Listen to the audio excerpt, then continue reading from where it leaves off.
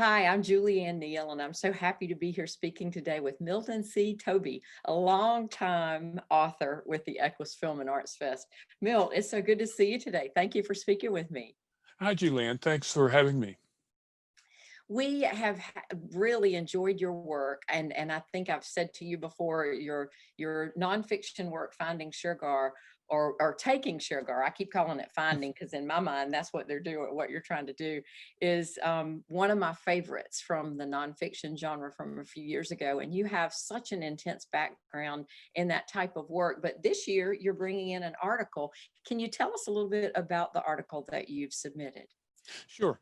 The I'm doing research for my next book that involves drugs and racing, and part of the research I turned up uh, the first time that an American drug czar actually got involved in horse racing and medication, and his name was Harry J. Anslinger.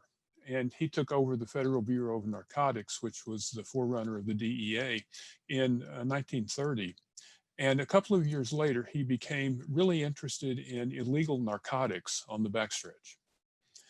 And at the time, there really weren't any laws against doping horses, but there were federal laws against illegal drugs. So he began an undercover operation that lasted about 18 months, where he sent people onto the backstretch, federal drug agents, and they found hundreds of instances of illegal narcotics, primarily heroin and cocaine. And in 1933, he raided the backstretch at Arlington Park and arrested almost 100 people. Wow.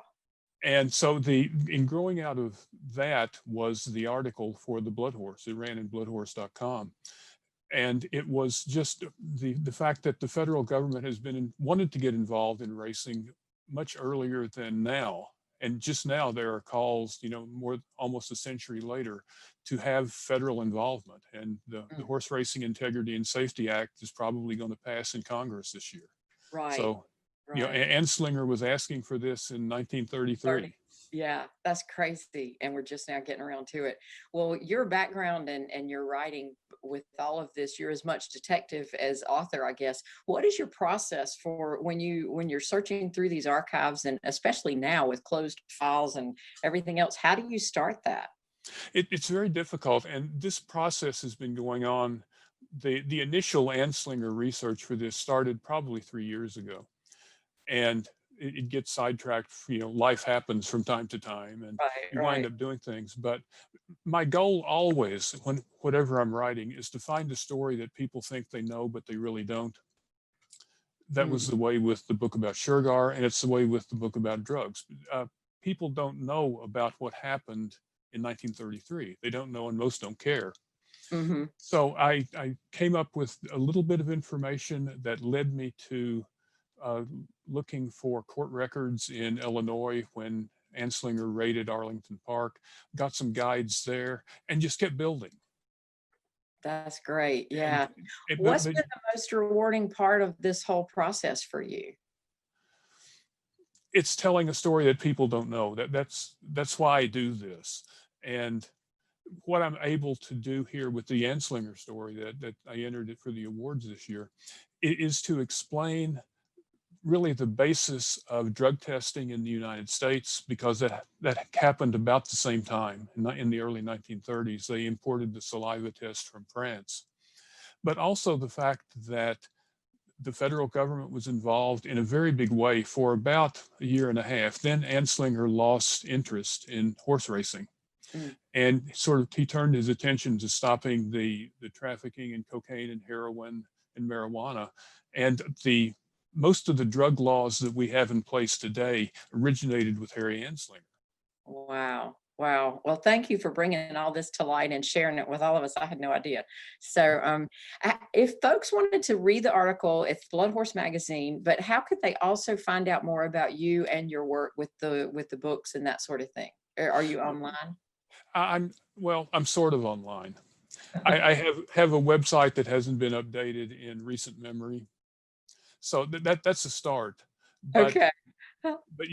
this particular article, it's a www.bloodhorse.com, Mhm. And And your website is Milton C. Toby, I found from looking for it. So yes, it's yeah, the that don't is forget correct. the C. People leave out the C from time to time. Right, all right.